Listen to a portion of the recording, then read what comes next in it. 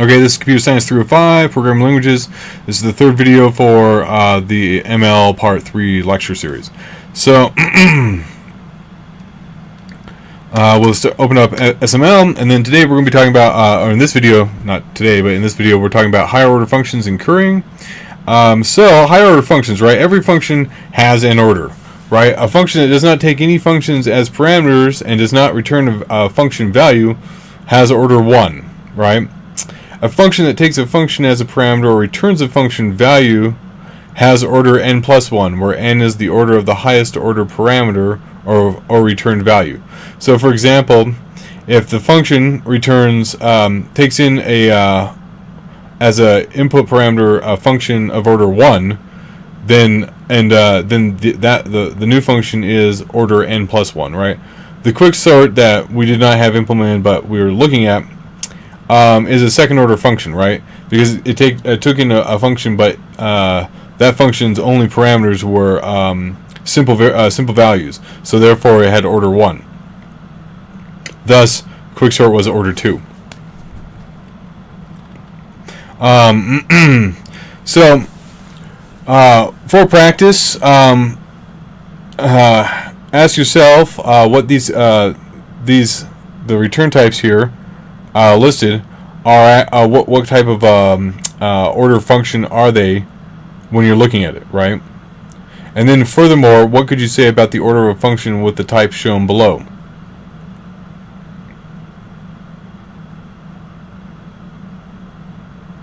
So if we look at this, go ahead and pause this, and then we'll talk about it while we're waiting.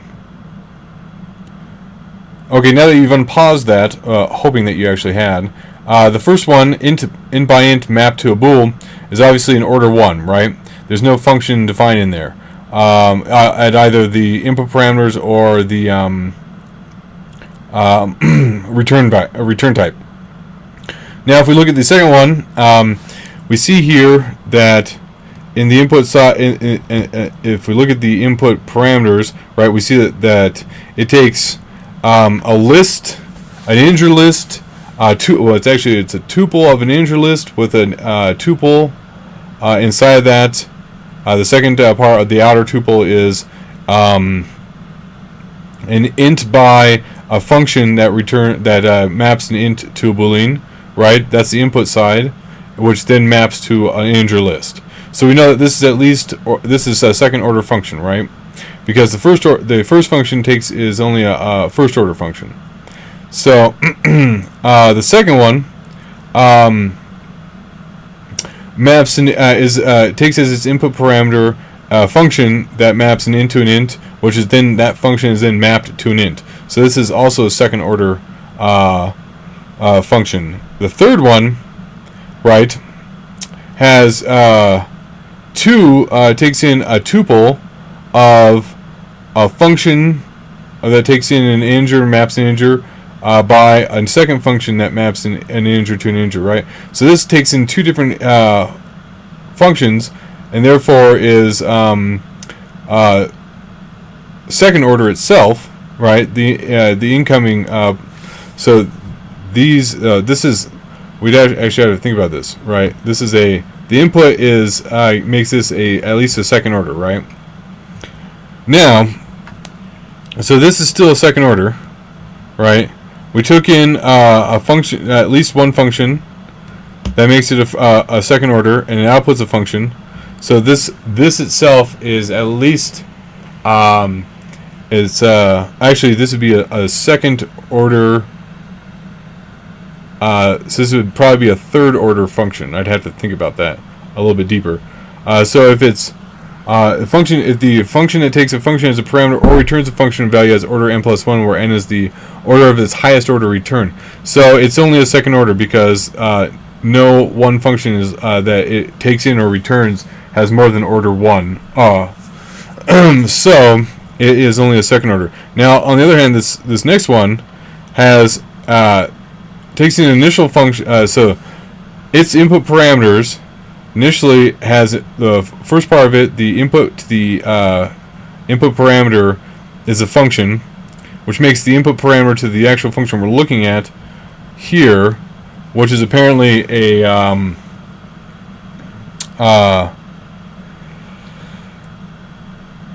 I would say a second order function itself, which makes this function that we're looking at a third order function, because it has a second order function as its input, and then so therefore it must be a third order function. Finally, we look at this last thing here. So what can you say about the order of a function with this type, right? Well, interestingly enough, just by looking at it, right, it takes in any type, right? That's what this is saying. Any possible type for A, B, and C, and then it takes in a tuple of functions, right? A two-tuple of functions, which makes it instantaneously second order. But because we don't know what C and A and B could possibly be, they themselves could be functions. Theoretically, it could actually be an n-order function. We don't know. So we'll work from that assumption. Alright, so we are seeing, the next step we want to move on to was currying, right? So we talked about what a higher order function is. We want to talk about what is currying. So we've seen how to get two parameters into a function by passing a two-tuple, right? Which was, our base example was the function f that took an a, b and returned a plus b. Another way is to write a function that takes the first argument and returns another function that takes the second argument. So, for example, we have the function g that takes an a, which equals fn of b, which fn, of course, defines an inner anonymous function, which then returns ab. The general name for this is currying, right? So we want to I'll write this really quick. So we have function g of a equals the function b, the function that takes in b, which is then matched to a plus b, right? And then this gives us the curried second order function of g, right? And so if we want to run this, if we create also a function f of ab, right, which equals a plus b, as we defined above, right? This is not the same concept, but if we run this, we get the same values for g and for f, right? If we call g on 3, let's call 3, then we get, okay, that's weird. If we call f on, we call g on 3 and, it'd be 3, 4, right, which would return 7, or fail, even better. Let's try g3, 4, which gives us 7. Sweet Jesus.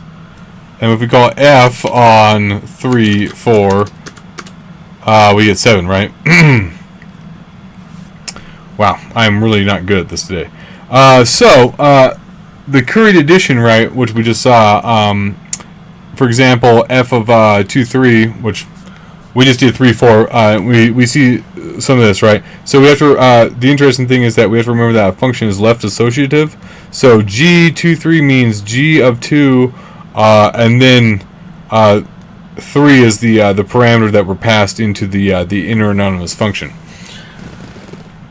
So we have to understand that is how this is going to work out.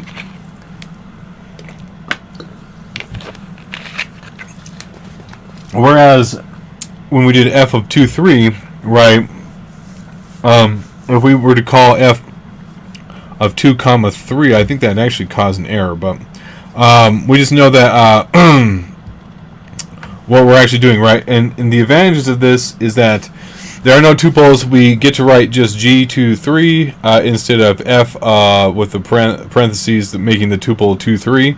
The real advantage, though, is that we get to specialize functions for particular initial parameters, right? So, for example, we can create the val add 2 equals g2, right? And then if we say add 2, 3, which then is basically saying add 2 to 3, it returns the value of 5. Same if we say add 2 to 10, which returns the value of 12, right?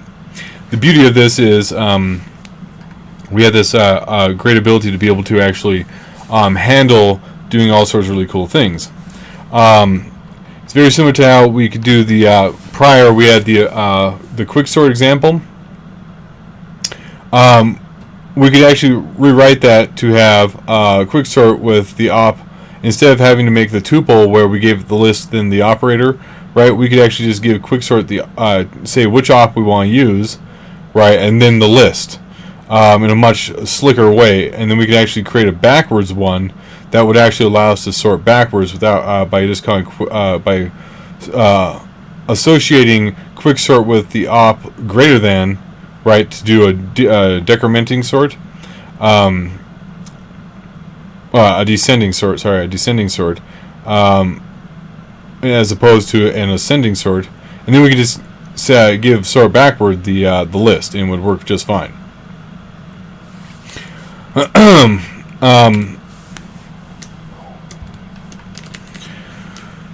can also have multiple curried parameters, right? So, for example, currying generalizes to any number of parameters. For example, we have the function f(abc) equals a plus b plus c.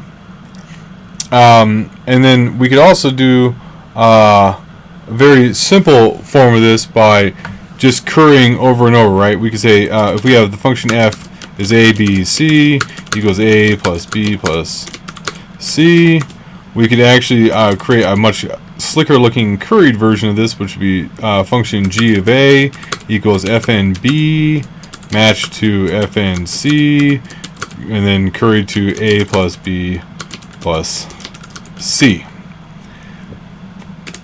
which will give us this nice slick function, right? So we say f of 1 to 3 is a tuple, which gives us 6, of course, but we could also say g1 to 3. It's much cleaner looking and gives us 6 as well.